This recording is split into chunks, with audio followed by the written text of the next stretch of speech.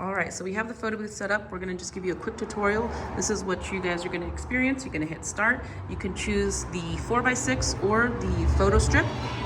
Once you hit next, it will start the sample. You can grab a prop, strike a pose, and it will start taking pictures. So there's photo number 1. Now I have some time to grab another prop.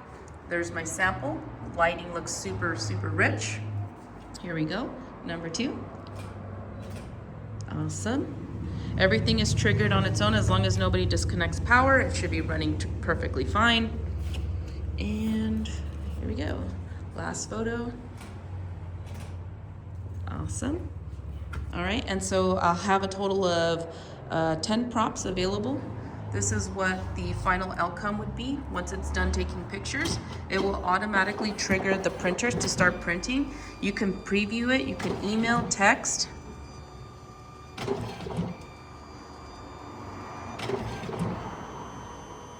And then hit send. You could also preview your GIFs and also send them as well. And once you hit done, you can go right back into the photo booth mode and do some more samples. So this is a sample of the 4x6 that's printed, and this is a sample of the 2x6 printed. You could see it's instant dry, super fast, and it cuts it for you.